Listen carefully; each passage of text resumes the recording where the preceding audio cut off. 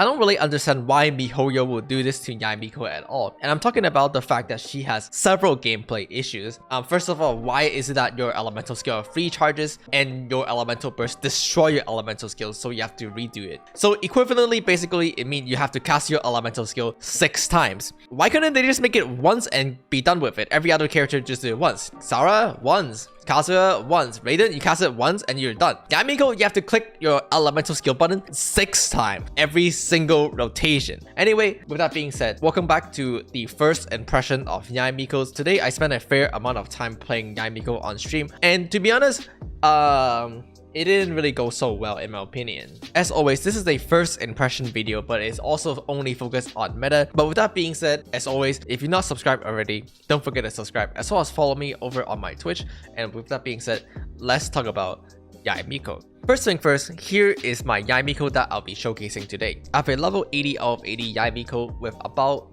52 crit rate and 237 crit damage. And here, I'm currently using the Wismith as my weapon with a Refine 5, and this weapon is level 90. This is currently the best 4-star weapon available for YAE MIKO. Obviously, we will be getting a free event weapon later on, which might potentially changes or increase her damage, but we don't know that yet. Other than that, my artifact, I'm just using 2 TF2 album. I'm using 2 album to fill the energy gap because you do kind of need energy on YAE MIKO, so I have about 130 energy, which is kind of enough with Raiden. Finally, for my talent, luckily for me, I was able to complete the weekly quest for Raiden, so I was able to get the weekly material, and therefore my talent currently is 177. Let's start by talking about energy, which a lot of you might have guessed it, and that is YAE MIKO does have small amount of energy problem. It was not as big as I thought, but it's still there. This is because of course her elemental bursts have a 90 cost, but more importantly is that her elemental skill have really bad energy generation. For reference, elemental skill pretty much generate one single electro particle every 3 totem hit, and so it's pretty much about 5 to 6 electro particle over the course of 20 seconds. That is very little. You couldn't really do YAE MIKO Beidou together simply because they are just not generating enough electro energy. You pretty much glued it to pairing Raiden Shogun with YAE MIKO, but doing something like YAE Fischl is also possible because Fischl also generate a lot of electro energy. In both of these cases, however, you are probably still gonna run a small amount of ER, somewhere around 30 to 50%, which is kind of a lot, but you can do that by just using the album 2 pieces and hopefully rolling some ER substat on it as well. Interestingly enough is that YAE MIKO elemental skill does not generate energy in a burst stream. For example, when you do something like Kujo-Sawa elemental skill, you generate 3 electro particle immediately after you use it. YAE MIKO elemental skill does not do that. It generates electro particles slowly over time, which make it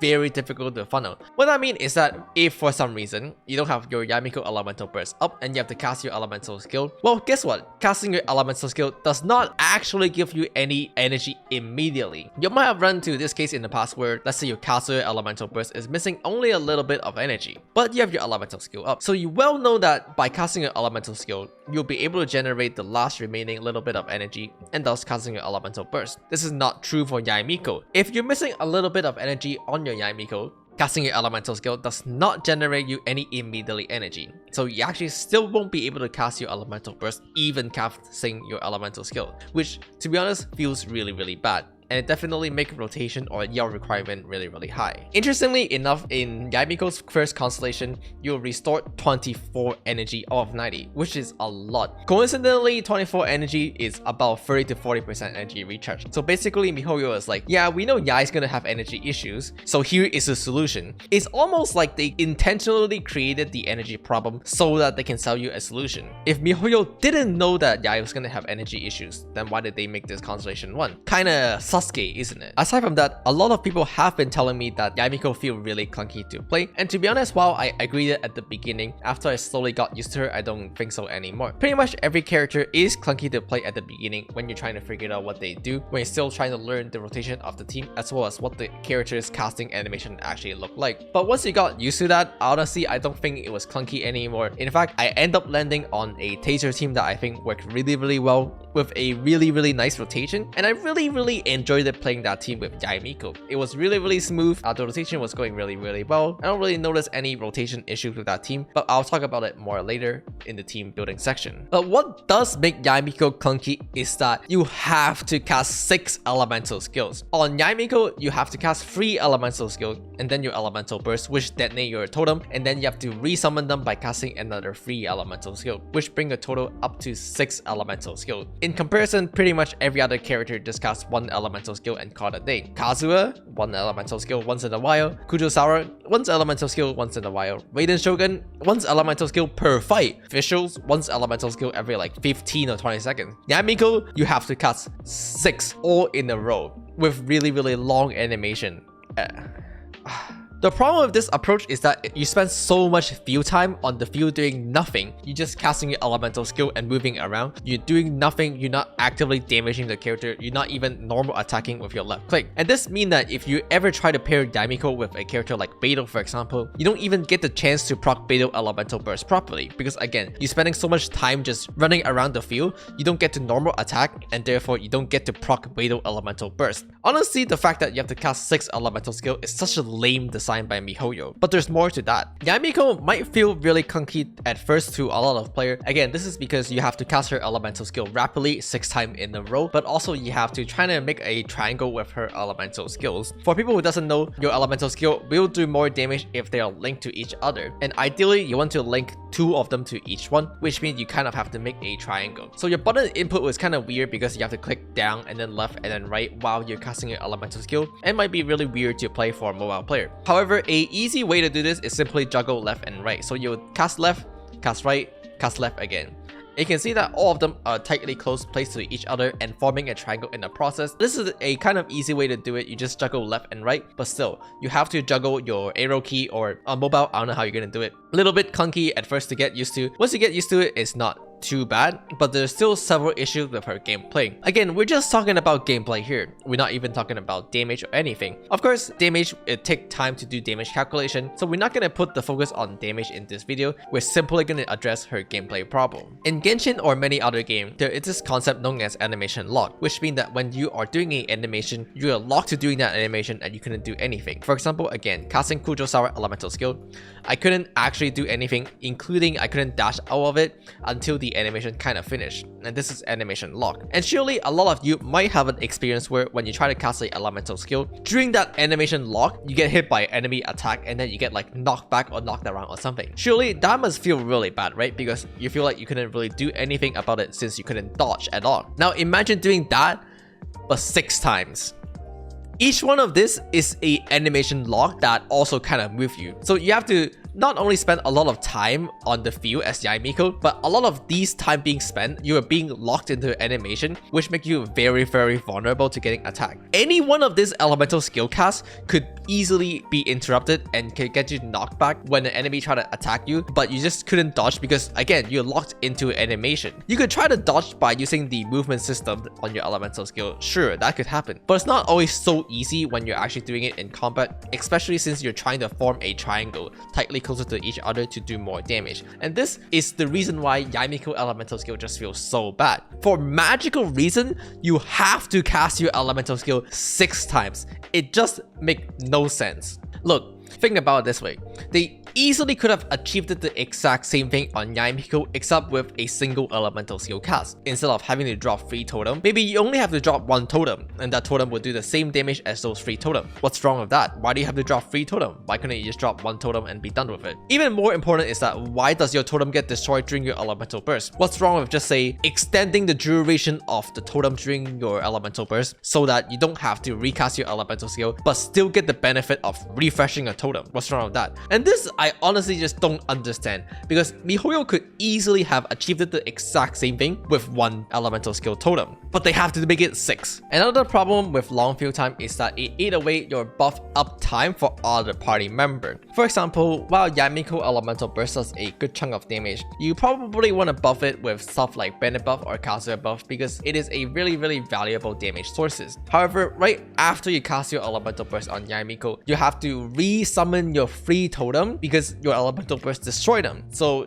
that's gonna cost you a lot of field time. And while you're doing that, your buff are still gonna be ticking. Your Bennett field is still gonna be ticking down slowly, which means that you're wasting its duration by casting your elemental skill on top of it and do nothing while the buff is running out. To make it worse, your buff doesn't even snapshot. Elemental skill on YAE MIKO, the totem, does not snapshot. So you're actually wasting your Bennett buff for no reason. And your Bennett buff could run out before you get to cast Raiden Shogun Elemental Burst, which means that because YAE MIKO is taking such a long time to do her stuff, Raiden Shogun might not be able to enjoy the full benefit of the Bennett buff or castle buff that in your party, and while you're wasting a lot of potential damage there. Interestingly enough, while we're on the topic of buffing Raiden Shogun herself could actually prefer to bring another buffer like Kujosara instead of YAE MIKO in her party, which is how the concept of Hyper Raiden kind of worked. Hyper Raiden worked because you want to buff stack a bunch of buff onto Raiden Shogun and then using all those buffs to dish out a really good amount of damage during Raiden Shogun's short condensed burst window in her elemental burst.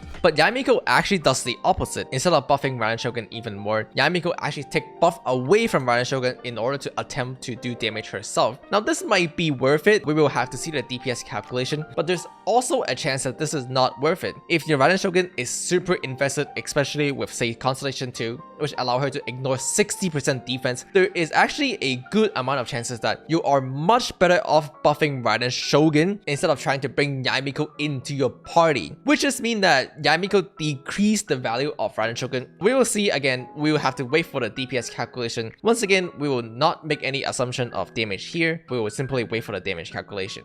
It was really hard for me to find a team comp that really appreciate YAE MIKO. There are surely team comp that work with YAE MIKO. For example, you can just do the Hyper Raiden but with YAE instead of Sarah, and it does work, a lot of people are running it, but just because it worked doesn't mean it appreciate YAE MIKO. Once again, while running the Kujo Sarah that you already have honestly just work just fine. And again, in some cases there might even be a potential where running Kujo Sarah is actually better than running YAE MIKO, especially again if your Raiden have C2 or even her weapon. However, after hours of playtest, I actually found a comp that I thought would really appreciate YAE MIKO and work really well. The rotation in this team actually line up really well, and furthermore is that this team can actually appreciate YAE MIKO. You might notice that this team is different from the existing Raiden Hyper as well as Raiden National because it free up your Bennett Xiangling, which is why this comp is appreciated. It allows you to run Bennett Xiangling on the other side for potentially other team like Reverse Melganyu, or you can just even run Child for the standard national team with a Sucrose instead of a Kazuha.